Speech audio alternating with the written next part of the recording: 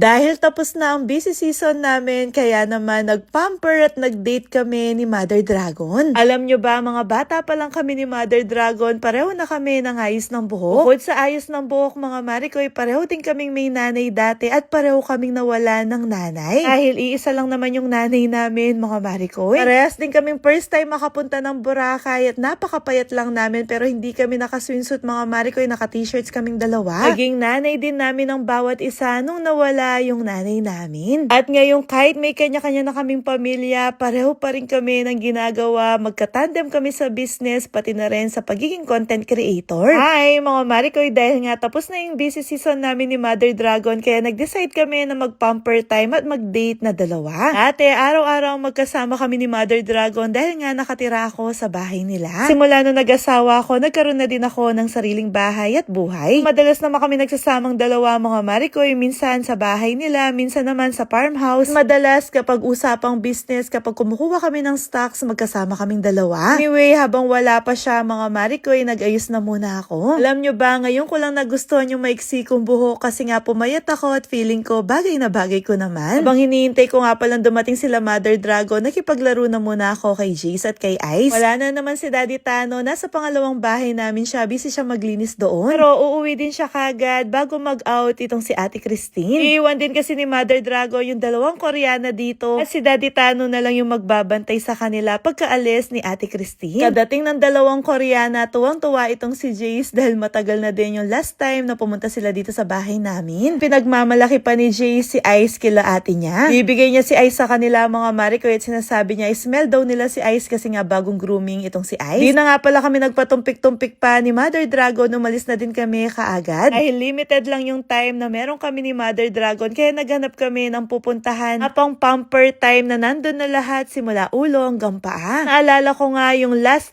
year na pinuntahan namin ni Daddy Tano. At ito nga yun, yung Ami Beauty Salon na merong necessity located sa may San Agustin, San Fernando, Pampanga. Abot nga pala sa isang oras yung biyahe namin dito dahil Friday ngayon at napaka-traffic. Pero buti na lang pagdating namin dito, walang masyadong tao, kaya namili na kami kagad ng ipapagawa sa mga buhok namin. At nung nakapili na kami, mga Marikoy, sinalang na nila kami kagad. At bukod sa ipapaayos namin yung mga buhok namin, mga Marikoy, magpapalinis din kami ng mga kuko. Deserve na ng mga kuko namin na malinisan. Tignan nyo naman yung mga itsura nila. Alam nyo ba, wala pa sa isang buwan nung pinakulayan ko kay Ate Christine yung buhok ko. Eto, papakulayan ko ulit, papabalayage ko. Sana tama yung pagkakapronunciation ko, nag-google pa ako dyan. Naglalight na kasi yung kulay ng buhok ko, mga Marikoy, gusto ko siya mag-dark pero may highlights pa rin yung gusto ko. Itong si Mother Dragon naman, dahil napakaganda at napaka-healthy ng buhok niya, kaya ipapatreatment niya. Bukod sa treatment, mga Marikoy, undecided siya dyan kung ipapagupit niya yung buhok niya. So niya kasing gayahin yun sa akin na maiksing buhok. O, dinig na dinig nyo yun, hindi na ako yung gumagaya sa ate ko, siya na yung gumagaya sa akin. At oo, ate ko si Mother Dragon, kahit sinasabihan nyo ko na mas mukha akong matanda sa kanya. Ewan ko din ba sa mga kapwa naming babae dyan kung bakit lagi kaming pinagkukumpara ng ate ko. At mas madalas nga akong sabihan na mas maganda yung ate ko na kahit anong gawin ko, hindi ko siya mapapantayan. Kapag sinasabihan nyo po akong ganon, hindi naman po ako nasasaktan. Kasi totoo naman yun, natanggap ko yun at proud na proud nga ako kasi ate ko siya. Nakakalungkot lang isipin na madalas na nagsasabi sa akin ng mga ganyan ay kapwa nanay namin. May mga anak din, mga Marikoy. Isipin nyo na lang kung may dalawang anak kayo ngayon at kami yun, tapos laging pinagko-compare. Anong mararamdaman nyo bilang isang magulang, bilang isang nanay? Buti na lang talaga pinatatag kami ng pagmamahal ng mga magulang namin. Lalo na ng nanay namin na gustong-gusto niya noon na pareho kami lagi ng ate ko, lalo na ng buhok. At kung yung iba na nanonood sa amin ay ginagawa kaming competition sa kaka-compare nila, kami naman ay walang pake kung sino yung mas maganda, kung sino yung mas payat, sino yung mas madaming views, kung sino yung mas madaming followers, sino yung may mas magandang content. Ang importante kasi sa amin ay okay yung mga buhay namin. At sa mga ginagawa namin, wala kaming naapakan na ibang tao. Wala din kaming pang-apak kasi yung mga paa namin, lalo na yung sa akin, naging kamuting kahoy na. Tinalang napakatyaga nila ate na kudkurin yung mga paa namin. At yata ng pwersa niya, mga Marikoy, nilabas niya para sa akin. At alam nyo ba, pareho na naman kami ng ate ko, pareho namin nagustuhan yung pagmamassage nila dito. Sobrang napakasarap sa pakiramdam at marerelax ka talaga. May massage nga din pala sila dito, pwedeng whole body, dapat magpapamassage kami ng ganon, kaso kulang na sa time. Kaya nag-decide kami ni ate ko na babalik na lang kami dito para magpamassage. Ayun nga nga sabay-sabay yung mga pinapagawa namin sa buhok at sa paha mga Marikoy, kaya ganyan yung mga eksena namin. Ibababad yung buhok namin, habang nakababad yung buhok namin, yung mga paa naman namin yung inaayos nila. Decide nga pala kami ng ate ko na pareho kaming magpapagel sa paa lang. O diba, pareho na naman kami, buti na lang hindi kami pareho ng kulay na pinili. Katapos malinisan ng mga kuko ko sa paa mga Marikoy, binanlawan na yung buhok ko. At ayan nga, kitang-kita yung pagka-highlights ko, halos kulay white na siya mga Marikoy. Yung kulay nga pala na ni-request ko ay ash gray at nag-request din ako sa kanila. Sana kapag nagpe-page yung ash gray mga Marikoy, yung highlights ko ay hindi kulay yellow yung lilitaw. O dark pa rin, ayoko ng kulay yellow or kulay white. Tapos ayan na yung mga eksena dito, sabay-sabay na nilang ginagawa yung mga pinapagawa namin. Dito na nga pala nag-decide yung ate ko na ipagupit na yung buhok niya. Iiyak na lang daw siya mga Marikoy pagkatapos. Ako naman, ito na yung resulta ng buhok ko. Dito sa video, hindi masyadong litaw yung pagka-highlights niya. Tapos, ito naman yung sa ate ko. Charot lang. Ayan, hindi pa siya tapos nagupitan. Bago ko ipakita yung resulta ng maiksing buhok niya, ipapakita ko na muna sa inyo yung mga paa ko. O yan, fresh na yung itsura nila. Tapos, ito na yung ate ko. Kamukha ko na siya na short hair ha, hindi yung itsura. Baka may mag-comment na naman dyan na napakalayo. Anyway, sa gaya-gaya, wala naman sigurong masama kung ginagaya ko yung ate ko. Lalo na, mga bata pa lang kami, magkasama na kami. Habang lumalaki ako, lalo na nung nawala yung mama ko, siya yung pinaka-role model ko. Nga siya yung unang teacher ko, mga Marikoy, siya yung tumayo na nanay ko. Anyway, pagkatapos namin mag-pamper time, hindi pa kami uuwi. From San Fernando, pumunta kami ng Clark, nakakala mo napakalapit. Pumunta kami dito sa Mayroy, sa May Amare, para mag-dinner. At eto na naman, mga Marikoy, pareho na naman kami ng order, pareho kami nag-order ng steak at saka iced tea. At ang sarap lang sa pakiramdam, yung ate na kasama ko noon sa hirap. Inuulam namin yung payless, tapos isa lang nagsishare pa kaming dalawa. Ito na kami ngayon, kanya-kanya na kami ng order ng steak. Bukod nga pala sa ginagaya ko siya, isa nga din pala ako na top fan niya.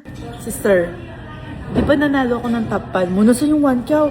Oo, ito ebidensya. Binigyan niya po ako ng 1 cow. Ay, tapos Number alam 1. mo, yung isa sa mga nanalo, nag-donate siya.